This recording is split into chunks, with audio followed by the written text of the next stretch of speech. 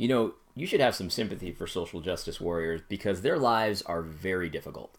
It must be exhausting to constantly be worried if you're getting behind the right cause, signing the right petition, making sure that your purity is intact at all times, because nothing is more important to social justice ideology than complete purity. You need to be on board 100% or you are not an ally. And so you need to be an ally, of course, if you're going to be a social justice warrior. Also, making sure you've apologized enough for the sins of other people or sins of your identity group, because that's also very important to maintaining purity.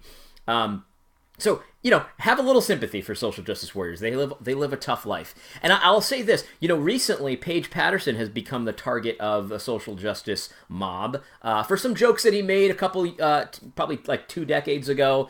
Also, I guess he didn't recommend divorce fast enough for certain couples. So obviously he's a raging misogynist, and nobody needs to be fired more quickly than a raging misogynist. We all know that. And so you would think that it'd be very easy, an easy decision to get behind the petition to have him fired or to have him resign at least. You would think that for a social justice warrior, that would be a very easy decision to make. Not so. Not so. This is why I think you should have some sympathy for him. Here is a tweet from Kyle J. Howard. And he's lamenting, he's worried about signing this petition because here's what he says. The petition is addressed to women and invites other women to sign. It doesn't invite men. I would be happy to sign it, but in honor of my sisters, I do not want to invite myself. They have to deal with it for too long, men dominating or commandeering spaces that they are abounding in. So you see, it's not so simple, because if you're a man and you sign this petition, well, you might be a misogynist because you're trying to commandeer and dominate their space. I forgot my drink. I said space. I'm sorry.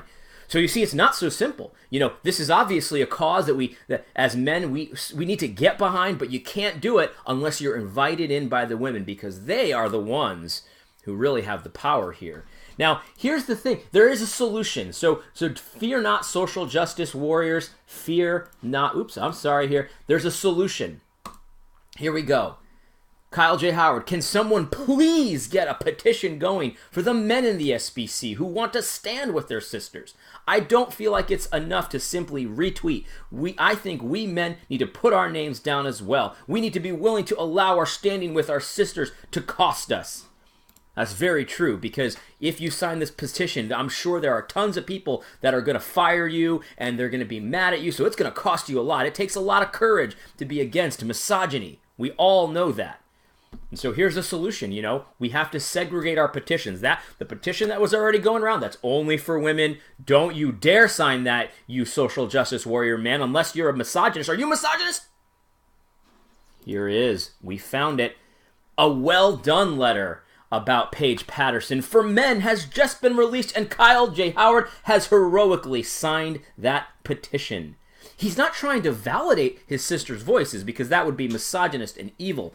But because they speak with the full authorities as saints in Christ, he stands with them. You see, this is good on Kyle Howard. He navigated this so perfectly. And you see, his life is very difficult. You have to understand, he wanted to support them, but there was no petition for men, so he couldn't. And so he was able to navigate his way through exactly the perfect way for a social justice warrior to handle this situation. So you should give him lots of props, because I'm sure that was very heart-wrenching, that was very difficult to do, but he figured it out. And so, as you can see, the life of a social justice warrior is not always as straightforward as it might seem. You make one wrong move, and pretty soon you're going to end up just like Paige Patterson. Now, there's another example of this in the SBC. The SBC seems to be the perfect place to sort of draw these examples from. Here is a heroic resolution that is going to be introduced at the June 2018 convention.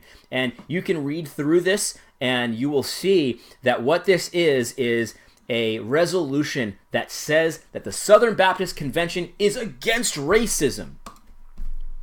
Wow. In 2018, the Southern Baptist Convention is against racism, and I think that we need to spend some time talking about this, discussing it, debating it, and making sure that everybody in the world knows. Look, it even says here, we confess between the watching world. Wow, racism is evil. That is Look at this. We declare our abhorrence of any SBC church that tolerates and advocates racism. Now, that is shocking and courageous, I must say. And here's the thing. I'm pretty sure that this kind of thing has been done many times before. You know, you gotta you gotta make sure that you're repenting, you're apologizing enough for racism, making sure every year you kind of re-up your all of your I can't even get through this. Oh man.